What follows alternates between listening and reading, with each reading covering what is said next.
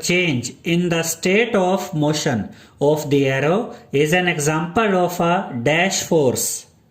इसका ये मतलब है स्टूडेंट्स कि वो फोर्स जिसकी वजह से एरो के स्टेट ऑफ मोशन में चेंज आता है वो फोर्स कौन सा फोर्स होता है, यानी कि वो कौन सा फोर्स होता है जिसकी वजह से एरो आगे की तरफ मूव करता है।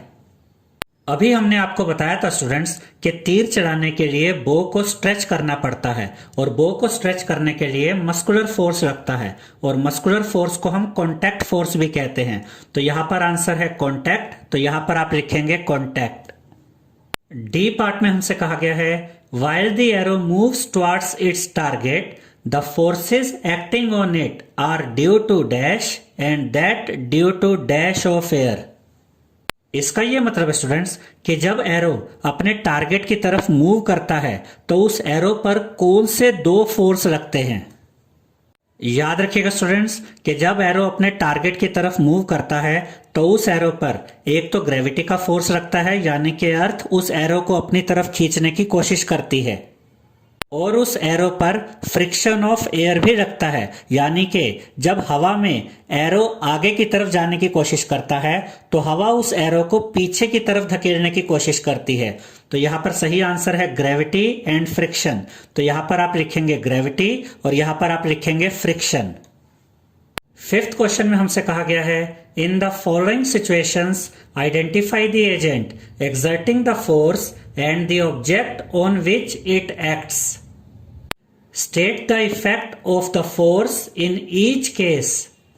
इसका यह मतलब है स्टूडेंट्स कि इस क्वेश्चन में हमें 4 सिचुएशंस दी गई हैं और हमें यह बताना है कि इन सिचुएशंस में फोर्स कौन लगा रहा है और ये फोर्स किसके ऊपर लग रहा है, और हमें यह भी बताना है कि फोर्स का इफेक्ट क्या हो रहा है। ए पार्ट में हमसे कहा गया है squeezing a piece of lemon between the fingers to extract its juice. Squeezing का मतलब होता है स्टूडेंट्स निचोड़ना। जब आप नींबू को निचोड़ते हैं, अपनी उंगलियों से दबाते हैं उसका जूस निकालने के लिए, तो हमें यह बताना है कि इस सिचुएशन में फोर्स कौन लगाता है, फोर्स किस पर लगता है और उस फोर्स का इफेक्ट क्या होता है। पहले हम इन चारों सिचुएशंस को डिस्कस करेंगे स्टूडेंट्स, उसके बाद हम वन बाय वन इन चारों सिचुएशंस के आंसर्स आपको बताएंगे। बी पार्ट में हमसे कहा गया है taking out paste from a toothpaste tube. इसका यह मतलब है स्टूडेंट्स कि जब आप टूथपेस्ट ट्यूब में से पेस्ट निकालते हैं तो फोर्स कौन लगाता है, फोर्स किस पर लगता है और इसका इफेक्ट क्या होता है। सी पार्ट में हमसे कहा गया है A rod suspended from a spring while its other end is on a hook fixed to a wall।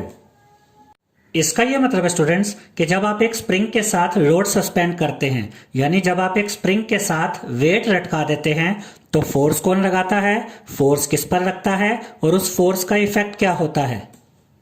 D part में हमसे कहा गया है an athlete making a high jump to clear the bar at a certain height. इसका यह मतलब है students कि जब एथलीट जंप करता है बार को क्लियर करने के लिए। बार का मतलब होता है स्टूडेंट्स कि जब एथलीट रन करता है तो उसके रास्ते में उसके ट्रैक पर बार होता है, यानी कि रुकावट होती है, और इस बार को क्रॉस करने के लिए एथलीट को जंप लगानी पड़ती है।